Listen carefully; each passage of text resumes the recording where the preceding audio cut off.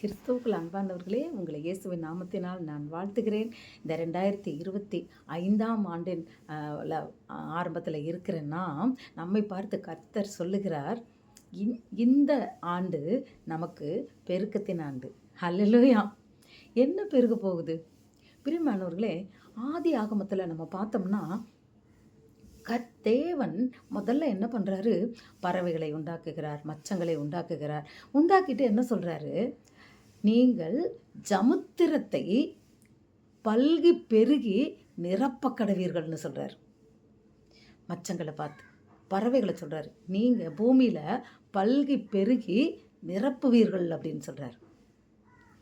அப்புறம் ஆதாமும் ஏவாளையும் ஏதேன் தோட்டத்திலேருந்து கீழே அனுப்பும்போது சொல்கிறாரு, நீங்கள் பூமியில் பல்கி பெருகுவீர்கள். ஹல்லேலூயா! அப்போது கர்த்தர் பெருகச் செய்ய வல்லவராக இருக்கிறார். இதே பெருகின ஜனத்தை தான் கர்த்தர் அழித்தார். ஜனங்கள் பெருக பெருக பெருக பாவமும் பெருகுச்சான். இதை பார்த்த தேவன் ஜனங்களை நான் அழிப்பேன்னு சொல்லி அழிக்கிறாரு. நோவாட்ட சொல்லி அவர் அழிக்கிறாரு. அப்போது நோவா பாதுகாத்து அந்த பேழை வருதில்ல, அப்போ அவர் சொல்கிறாரு, அவன் வச்சிருக்கிற அந்த பறவைகளையும் விலங்கினங்களையும் வெளியே விடுன்னு சொல்லிட்டு இவைகள் பெருகி திருப்பி ஒரு தடவை சொல்கிறாரு. ஏன்னா அடுத்து எல்லாத்தையும் அழிச்சிட்டாரு. அப்போது திருப்பி விட்டுட்டு இவைகள் பழுகி பெருக கடவுதுன்னு சொல்கிறார். பிரியமானவர்களே, அவர் ஆசீர்வதிக்கிறது பெருகணும்னு தான் அவர் விரும்புகிறார். ஆபிரகாமை பார்த்து எப்படி பெருகிறாராம் தெரியுமா? நமக்கு பூமியினுடைய தூள், பூமியில் உள்ள தூளத்தனையாய் நான் உன்னை பெருக பண்ணுவேன்றார். ஹல்லேலூயா! அப்புறம் சொல்கிறாரு, கடற்கரை மணலத்தனையாய் நான் உன்னை பெருக பண்ணுவேன். நினச்சி பாருங்க, இமேஜின் பண்ணுங்க.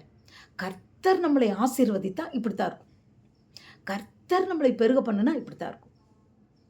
அப்புறம் சொல்றாரு, வானத்து நட்சத்திரங்களை போல நான் உங்களை பெருக பண்ணுவேன். இந்த ஆண்டு உண்மையிலேயே உங்களுக்கும் எனக்கும் பெருக்கத்தின் ஆண்டு. பெருக பண்ண போகிறார். அந்த வார்த்தையை நம்ம விசுவாசிக்கணும். எப்படி தெரியுமா? யோபு அவன் உடம்பெல்லாம் அரிப்பு வச்சுட்டு அவன் கஷ்டப்பட்டுட்டு போய் இருக்கும்போது எல்லாமே மனைவி செத்து போன்றான். அப்போ அவன் சொல்கிறான், நன்மையை அனுபவித்த நம்ம தீமையை அனுபவிக்க வேண்டாமா? கர்த்தர் கொடுத்தார், கர்த்தர் எடுத்தாருன்னு அவன் இருக்கும்போது அவனோட ஃப்ரெண்ட்ஸ் எல்லாம் அவனோட பேச வருவாங்க. அப்போ அவன் சொல்கிறான், அந்த காலத்தில் நான் அப்படி இருந்தேன் இப்படி இருந்தேன் அப்படின்னு அவனை பற்றி பேசும்போது, எப்படி ஒரு காலத்தில் நான் இருந்தேன். மூப்பர்கள், அதாவது முதிர் வயதுள்ளவங்களாம் இவர் வந்தாங்கன்னா எந்திரிச்சு நிற்பாங்களாம். வாலிபர்கள்லாம் என்ன பண்ணுவாங்களாம், இவரை கண்டா ஒளிஞ்சிருவாங்களாம். பிரபுக்கள் என்ன பண்ணுவாங்களாம், வாயை பொத்திக்கிடுவாங்களாம். அப்படி இவரை பார்த்து மற்றவர்கள் நடந்து கொண்டார்களாம். அப்போ இவர் என்ன நினச்சாராம், என் ஆயுசு நாட்கள் மணலை போல பெருகும் அப்படின்னு இவர் நினச்சாராம். ஆனால் கர்த்தர் அவர் விருப்பத்தை நிறைவேற்றினாரா இல்லையா? அவர் நினச்சாரு. ஆனால் அதுக்கப்புறம் இப்படி ஓட்டில் சொரிஞ்சுக்கிட்டு சாம்பலில் உட்காந்துக்கிட்டு இருக்கிறாரு. ஆனாலும் கர்த்தர் அவரை ஆசீர்வதிக்கும் போது 2 மடங்கு ஆசீர்வாதத்தை கொடுக்குறாருன்னு பார்க்குறோம். அப்போ இவர் பரிபூரணமாய் 140 வயது வரைக்கும் இவர் வாழ்கிறாருன்னு சொல்லி நம்ம பார்க்குறோம். ஹல்லேலூயா! அப்போது மோசேயே 120 வயதில் இறந்துட்டார். மோசே, நான் 120 வயது வரைக்கும் எனக்கு பலன் குறுகலை, கண் பார்வை மங்கலன்னு சொல்லி இறந்தார். இப்போது யோபு அவர் என்ன சொன்னாரோ, நான் மணலத்தனையாய் என் ஆயுசு நாட்கள் பெரும். மணலை என்ன கொடுமா? அப்படி நான் அவ்வளோ நாள் நான் உயிரோடு இருப்பேன் அப்படின்னா அவர் நினச்சதை, அவர் விசுவாசித்ததை கர்த்தர் நிறைவேற்றினார். அவர் பெருக செய்ய வல்லவராக இருக்கிறார். இன்றைக்கும் கூட பிரியமானவர்களே, நம் தேவன் பெருக செய்ய வல்லவராக இருக்கிறார். இதை நம்ம விசுவாசிக்கணும். இன்றைக்கி நீங்கள் ஆயுசு நாட்கள், அதாவது வியாதி படுக்கையில் இருக்கிறீங்களா? டாக்டர் சொல்லிட்டார், இல்லை உங்களுக்கு அவ்வளோதான், இனிமேல் உங்களால் முடியாது, 6 மாதமோ 1 வருஷமோ, இல்லை இனிமேல் உங்களுக்கு பெட்டு தான், இனிமேல் நீங்கள் எந்திரிக்க முடியாது, இனிமேல் நீங்கள் இந்த வேலையெல்லாம் செய்ய முடியாது, அவ்வளோதான் அப்படின்னு சொல்லி நம்மளை டாக்டர் அப்படி சொல்லிட்டாங்களா? கவலைப்படாதீங்க. யோபுவை போல விசுவாசத்தோடு வார்த்தையை சொல்லி ஜெபம் பண்ணுங்கள். ஆண்டவரே, யோபு சொன்னாரே, மணலத்தனையாய் என்னோட ஆயுசு நாட்கள் பெருகும்னு சொல்லும்போது, கர்த்தர் நீர் அப்படியே ஆசீர்வதித்தீரே, என்னுடைய நாட்களையும் அப்படியாய் ஆசீர்வதிப்பீராகப்பா. ஜெபிங்க. கர்த்தர் நிச்சயமாய் ஆயுசு நாட்களை பெருகச் செய்வார். பிசாசு ஆயுசை பிடுங்கிருதுன்னு பயப்படாதீங்க. இந்த வாரம் ஒரு அம்மா அந்த சண்டே ஜீசஸ் காலத்தில் ஜெபம் பண்ணும்போது அவங்களுக்கு வந்து கேன்சர் இருக்குது அப்படின்னு சொல்லிட்டு டெஸ்ட்டுக்கு கொடுத்துருக்காங்களாம். அப்போ டெஸ்ட்டு கொடுத்துருக்குறாங்கம்மா அப்படின்னு சொல்லி வந்து அந்த பொண்ணு அவங்க அம்மாவை கூட்டிகிட்டு வந்து நிற்கும்போது அவங்க அம்மா வந்து அலறி அங்கே உட்கார்ந்து அதை அவங்களால உட்கார முடியலை, பயம். ஏன்னா என்ன ரிசல்ட் வருமோ, எப்படி வருமோ, நமக்கு என்ன ஆகுமோ, எனக்கு அந்த வலி இந்த வலி அப்படி இப்படின்னு ரொம்ப வந்து அழுதாங்க. அழுதுகிட்டே உட்காந்துக்கிட்டு இருந்தாங்க. அப்போ நான் ஜெபிக்கும்போது ஆண்டவர்கிட்ட எல்லா காரியங்களையும் ஜெபிச்சுட்டு கடைசியில் நான் ஜெபிக்கும் போதே அந்த அம்மா கொஞ்சம் அந்த அழுகிற சத்தம் இதெல்லாம் நிறுத்திட்டாங்க. அடுத்து நான் அவங்கள பார்த்து சொன்னேன், இந்த பாருங்க, உங்களை கொண்டு கர்த்தர் செய்ய வேண்டிய காரியம் இன்னும் நிறையா இருக்குல்ல, உங்களை எப்படி அவர் மரணத்துக்கு ஒப்பு கொடுப்பாரா? நீங்கள் இன்னும் உயிரோடு இருக்கணும், மற்றவங்களுக்கு நீங்கள் சாட்சியாக நிற்கணும், ரட்சிப்பை அறிவிக்கணும். உங்களை கொண்டு செய்ய முடிக்கிறது நிறைவேறாமல் எப்படி கர்த்தர் உங்களை எடுத்துக்கிடுவார்? தைரியமாக இருங்க, பயப்படாதீங்க, உங்களுக்கு ஒன்றுமே இல்லை, கர்த்தருக்கு நன்றி சொல்லுங்கள், கர்த்தரோட ரட்சிப்பை போய் இன்னும் நல்லா சுவிசேஷம் அறிவிப்பேன்ற நம்பிக்கையோடு போங்க அப்படின்னு உடனே அந்த அம்மா ரொம்ப சந்தோஷமாக போனாங்க. அல்லேலூயா. பிசாசு அப்படித்தான் நம்மளை பயமுறுத்துவான். ஆனால் நம்ம என்ன செய்யணும்? வார்த்தையை கொண்டு விசுவாசத்தோடு தேவனிடத்தில் நம்ம கேட்கணும். ஆபிரகாமுக்கு, நீங்கள் கடனில் இருக்கிறீங்களா? ஆபிரகாமுக்கு பாருங்களேன், வெள்ளியும் பொன்னையும் கர்த்தர் பெருக செய்தாராம். கர்த்தர் தான் பெருக செஞ்சார், அவர் கேட்கல. நமக்கு கடனில் இருக்கும்போது நம்ம ஆண்டவரே, ஆபிரகாமை நீர் வெள்ளியும் பொண்ணுனாலே நீர் பெருக செய்த தகப்பன் அல்லவா, உமக்கு எல்லாம் தெரியும் ஆண்டவரே, என் கடன் பிரச்சனைகளாக மாறி நீயோ கடன் கொடுப்பாய், கடன் வாங்காதிருப்பாய்ன்ற வார்த்தையின்படி அப்பா என்னையும் நீங்கள் ஆசீர்வதிங்க, என் வருமானங்களை பெருக செய்யுங்கப்பா, என் வருமானத்தை கையின் பிரயாசத்தை பெருக செய்யுங்கப்பா, ஆசீர்வதிங்கப்பான்னு ஜெபிங்க. கர்த்தர் நிச்சயமாக இந்த ஆண்டு உங்கள் வருமானத்தை பெருக செய்வார். நான் இன்னும் முன்னேறலை, என் வாழ்க்கையில் அப்படியே இருக்குது, அதாவது சிலர் வந்து அது மாதிரி சொல்லுவாங்க, ஒன்றுமே முன்னேற்றம் இல்லை, அப்படியே போட்ட கல் மாதிரி கிடக்கு, என்னன்னே தெரியல அப்படின்னு சொல்லுவாங்க. ஜெபிங்க. தேவரீர் நீர் பெருக செய்ய வல்லவர், நீர் கடற்கரை மணலத்தனையாய் பெருக செய்ய வல்லவர், வானத்து நட்சத்திரங்களைப் போல பெருக செய்ய வல்லவர் ஆண்டவரே. என் வாழ்க்கையில் ஆண்டவரே உங்களுக்கு என்ன குறைவு இருக்கோ அதை சொல்லி இதை பெருக செய்வீராகப்பா. கேளுங்க, நிச்சயமாக கர்த்தர் பெருக செய்வார். குழந்தை இல்லாதவங்களுக்காக நான் சொல்கிறேன், வேதனைப்படாதீங்க. உங்கள் வேதனை போய் மற்றவங்ககிட்ட சொல்லாதீங்க, அடுத்தவங்ககிட்ட சொல்லி எனக்கு ஜெபம் பண்ணுங்கன்னு சொல்லாதீங்க. ஏன்னா அவங்களாம் தலையாட்டிட்டு போயிடுவாங்க தான், ஆனால் கிரியை செய்கிறது ஆண்டவர் தான். இந்த சத்தியத்தை சொல்லுங்கள், ஆண்டவரே ஒருவனாய் நீர் ஆபிரகாமை அழைத்து வந்து வானத்து நட்சத்திரங்களைப் போல உன் சந்ததியை நான் பெருக பண்ணுவேன் நீர் சொன்னீர் ஆண்டவரே. ஆனால் அவன் 25 ஆண்டுகள் கழித்து நீர் சொன்னதை நடத்தி எங்களையும் ஆபிரகாமின் சந்ததியாய் வைத்திருக்கிறீர் ஆண்டவரே. நீர் பெரியவர், என்னையும் என் சந்ததியும் நீர் அப்படியாக பெருக செய்வீராக ஜெபிங்க. கர்த்தர் நிச்சயமாகவே பெருக செய்வார். அன்றைக்கு அண்ணால் போய் ஒரே ஒரு குழந்தை கொடுங்க ஆண்டவரேன்னு தான் கேட்டா, ஆனால் ஆண்டவர் 5 குழந்தைய கொடுத்தாரு.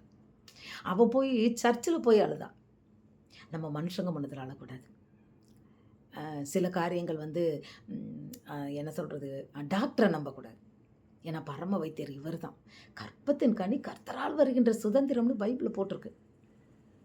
அதனால் நம்ம தேவனிடத்துல தான் இந்த காரியத்தை குறித்து நாம் விண்ணப்பம் பண்ண வேண்டும்.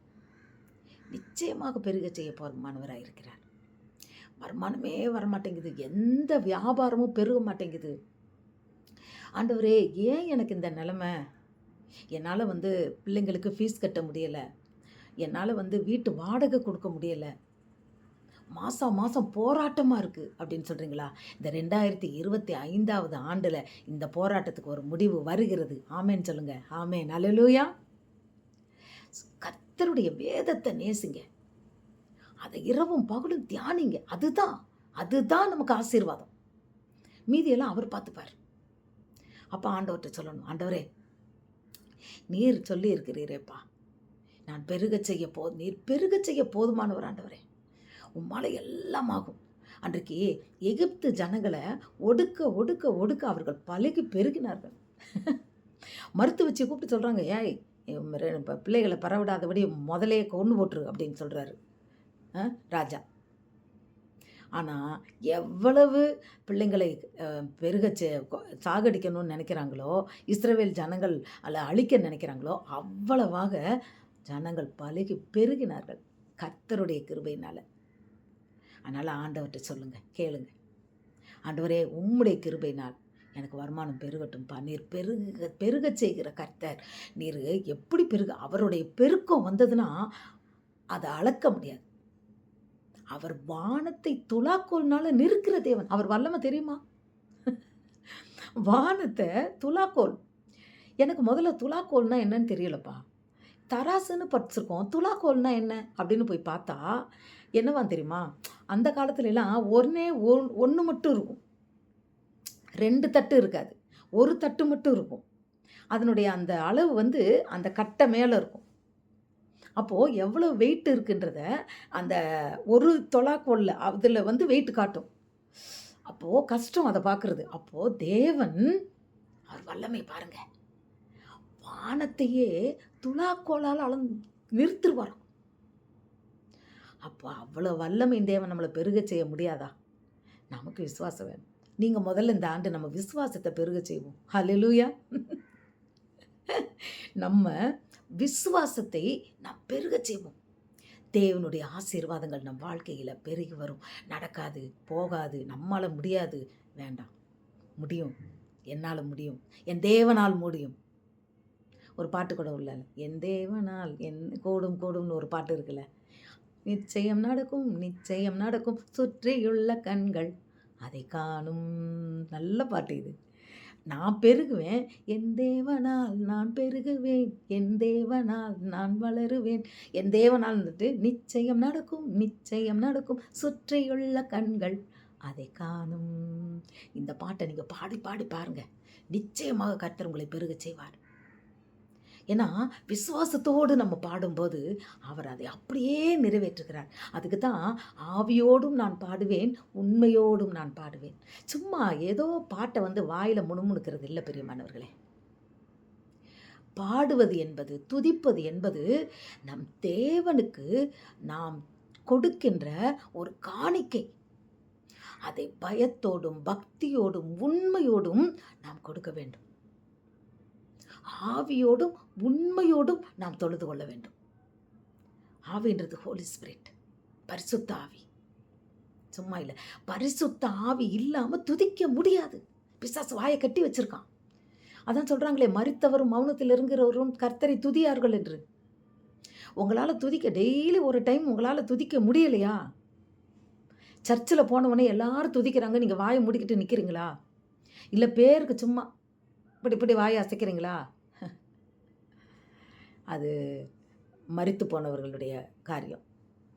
பரிசுத்த ஆவி நம்மகிட்ட இல்லைன்னு அர்த்தம். பரிசுத்த ஆவி இருக்கிறவங்க அவங்க துதிக்கும்போது அடுத்தவங்களை டிஸ்டர்ப் பண்ணுறது மாதிரி தான் துதிப்பாங்க. தாவீதை போல நடனம் ஆடி. தாவீது உண்மையிலேயே ஆவியில் நிறைஞ்சு தான் துதித்தார். அந்த வெற்றியை கொண்டாடினார், தேவனை துதித்து பாடினார். அவர் ஜெயிச்சுட்டு வரும்போது தானே அவ்வளோ அருமையாக பாடுறாரு. நம் வாழ்க்கையிலும் நல்லது நடக்கும்போது மட்டும் இல்லை பிரியமானவர்களே, நம் வாழ்க்கையில் கஷ்டத்தின் பாதையில், துன்பத்தின் பாதையில், இருளின் பாதையில் நீங்கள் துதித்தால் தான் அது உண்மையான ஒரு துதி. ஆவியோடும் உண்மையோடும் துதிக்கிறது. அப்படி துதிச்சு பாருங்க, என்னென்னலாம் பெருகுதுன்னு பாருங்க. சந்தோஷம் பெருகும், சமாதானம் பெருகும், நதியை போல பாய்ந்து வரும். நம்ம வருமானங்கள் பெருகும், நம்ம குடும்பத்தில் ரட்சிப்பு உண்டாகும், நம் ஊழியத்தில் பெருகுவோம். ஹல்லேலூயா. அது ரொம்ப முக்கியம் பிரியமானவர்களே. ஊழிய பாதையில் நம்ம கொஞ்சம் கொஞ்சமாக நம்ம முன்னேறி நாம் பெருக வேண்டும், பல்கி பெருக வேண்டும். அதை கேளுங்க. எனக்கு வருமானத்தை மட்டும் மற்றதை மட்டும்னு கேட்காதபடி கேளுங்க. நம்மளுடைய ஆரோக்கியம் பெருகும், சுகத்தில் நம்ம பெருகுவோம், சமாதானத்தில் பெருகுவோம், நிம்மதி நமக்கு பெருக்கம் உண்டாகும். கவலைப்படாதீங்க. எல்லா ஆசீர்வாதங்களும் இந்த 2025ஆம் ஆண்டு நிச்சயமாக பெருக்கத்தின் ஆண்டாய் உங்களுக்கு இந்த ஆண்டு அமையப் போகிறது. இயேசுவின் நாமத்தில் உங்களை நான் வாழ்த்துகிறேன். God bless you.